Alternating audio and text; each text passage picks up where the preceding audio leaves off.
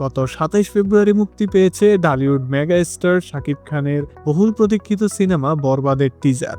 আর রিলিজের পরপরই এটি নেট দুনিয়ায় তুমুল আলোড়ন সৃষ্টি করেছে। এক কথায় টিজারটি ছিল পুরোপুরি মাইন্ড ব্লোয়িং। শাকিব খান তার ইনসেইন ভায়োলেন্ট লুক আর অভিনয় দিয়ে পুরো টিজারকে দখল করে রেখেছেন। শুরু থেকে শেষ পর্যন্ত শুধু ভায়োলেন্স আর রাগ, যা দেখে স্পষ্ট পরিচালক মেহেদী হাসান হৃদয় বাংলা সিনেমায় এক নতুন এক্সপেরিমেন্ট করতে যাচ্ছেন। কালার গ্রেডিং আর সিনেমাটোগ্রাফি নিয়ে আলাদা করে বলার কিছুই নেই, কারণ দুটোই ছিল একবারে টপ নচ। শাকিব খানকে দেখে মনে হচ্ছে চরিত্রটি একজন অ্যান্টি হিরো, যিনি একদিকে ড্রাগ এডিক্ট, রেপিস্ট, অন্যদিকে প্রেমে অন্ধ, যে তার ভালোবাসার মানুষ নিতুকে পেতে সবকিছু করতে পারে। টিজারের শুরুতেই শাকিব খানের মায়ের কণ্ঠে একটি সংলাপ শোনা যায়, আমার মা হয়ে লজ্জা হয়, আর তোমার ছেলের বাবা হয়ে এতটুকু লজ্জা হয় না। এখান থেকে বোঝা যায় তার মায়ের সঙ্গে সম্পর্ক একদমই ভালো নয়। এছাড়াও টিজারে মিশে সওদাগরকে দেখা যায়, সম্ভবত তিনি শাকিব খানের বাবার চরিত্রে অভিনয় করতে চলেছেন। অন্যদিকে ইদিকা পাল শাকিবের লাভ ইন্টারেস্ট নিতুর চরিত্রে অভিনয় করছেন। টিজারের একটি দৃশ্যে এক ঝলক যিশু সেনগুপ্তকেও দেখা যায়, যার এক্সপ্রেশন দেখে মনে হচ্ছে তিনি ছবির প্রধান ভিলেন হতে চলেছে।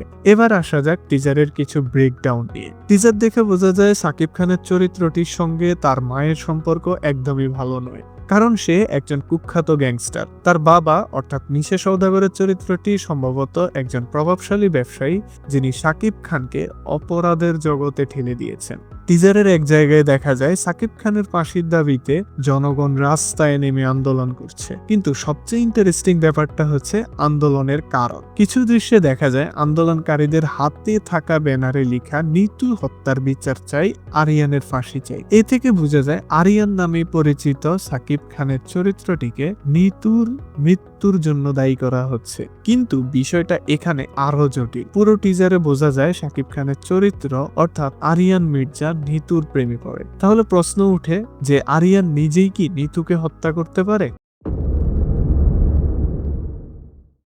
এই হত্যাকাণ্ড ঘিরেই যিশু সেনগুপ্তর চরিত্র ঝাঁপিয়ে পড়বে আরিয়ানের পিছনে। তবে এখানে প্রশ্ন হচ্ছে নিতুর সঙ্গে যিশু সেনগুপ্তর চরিত্রের সম্পর্কটা কি? তাদের মাঝে কি কোনো প্রেমের সম্পর্ক আছে, নাকি একেবারেই ভিন্ন কিছু? এই প্রশ্নের উত্তর পাওয়া যাবে শুধুমাত্র সিনেমার পর্দায়। টিজারের একদম শেষে দেখা যায় যিশু সেনগুপ্ত মেশিন গান হাতে থানার ভেতরে গুলি চালাচ্ছে। এই দৃশ্যের একটি ক্লিপ পরে যিশুর জন্মদিন উপলক্ষে আলাদাভাবে প্রকাশ করা হয়। যে ক্লিপে দেখানো হয় যিশু সেনগুপ্ত মেশিন গান হাতে থানার ভেতরে গুলি চালাচ্ছে, সেখান থেকেই জানা যায় যিশু এখানে ফারহান নামের একটি চরিত্রে অভিনয় করছে।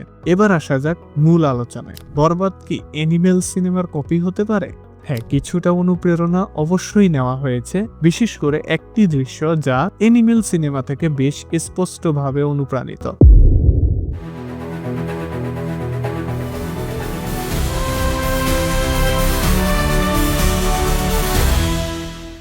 তবে আমি বলবো অনুপ্রাণিত হোক আর কপি, তারা কিন্তু খুব ভালোভাবেই সিনেমাটি উপস্থাপন করেছেন। কমপক্ষে একটি বাংলাদেশি সিনেমা হিসেবে টিজারটি ছিল বেশ দারুণ। আমার মতে টিজারের মেইন হাইলাইট ছিল একদমই শেষের দৃশ্যটা।